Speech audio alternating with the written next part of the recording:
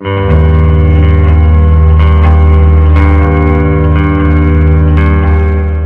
magandang gabi po sa bawat isa sa atin, latest weather update po muli tayo.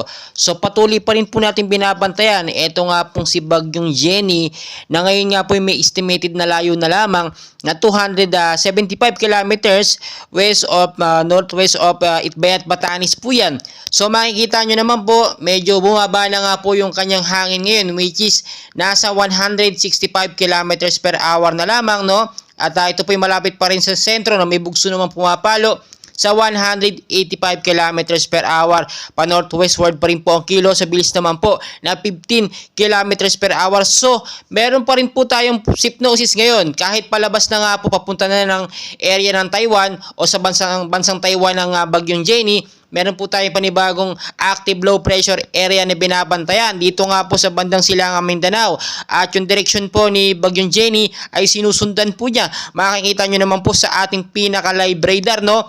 So tignan muna po natin itong si Bagyong Jenny kung makaka-apekto pa nga ba ito sa bansang Pilipinas, no? So makikita nyo naman 165 kilometers per hour at ito po ay konting-konti na lang po, nakalabas na ng Philippine Area of Responsibility, and as of now, meron pa rin siyang storm signal number 1 na binibigay sa bandang Batanes nga po. Medyo apektado rin po ang ilang bahagi ng Metro Manila, Luzon, Visayas at Mindanao dahil na nga rin po sa pinapalakas niyang hanging habagat. Ito naman po yung active low pressure area na sinasabi ko, which is 30 kilometers per hour, pero yung direction po ni Bagyong Jenny, yung dinaanan ni Bagyong Jenny ay sinusundan niya po. At posible pong mas malakas ito kay Bagyong Jenny. Pero as of now, wala pa naman po itong direktang epekto sa ating bansang Pilipinas at medyo malayo pa sa ating Philippine Area of Responsibility. Pero hindi po ibig sabihin nito hindi tayo maghahanda. Ngayon pa lamang po, no, maghanda tayo dahil nga may kasunod agad itong si Bagyong Jenny, which is alam naman natin kakalabas pa lang o palabas pa lang,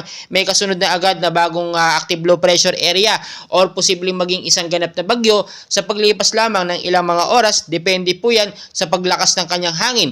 Siyempre, kapag meron tayong southwest monsoon o hanging habagat, mabilis pong mahahatak itong active low pressure area papalapit po sa ating Philippine Area of Responsibility. So maging I'm ready pa rin po tayo sa mga posibilidad na mangyari. Kung may mga lakad po tayo, especially sa gabi, tingnan muna natin ang panahon. Kung may ulan ba, kung maulan naman, ugaliin po natin laging magdala ng payong, sombrero, o kaya naman po jacket, panglaban na rin po natin sa ulan para iwas na rin po sa pagkakasakit. Pinag-iingat din po yung mababang lugar sa Metro Manila kapag alam nyo po may banta ng pag-ulan. Mag-ingat po tayo, no? At linisin yung mga estero para makadaloy po na maayos ang ating mga katubigan. Mag-ingat din po yung matataas na lugar po na nagkakaroon madalas ng landslide dahil sa patuloy na pag-uulan. So patuloy ko po kayong i-updatein. Please pakiusap, pakilike, subscribe, and pahit na rin po ng notification bell para updated po kayo sa ating mga weather, daily updates. Maraming salamat po.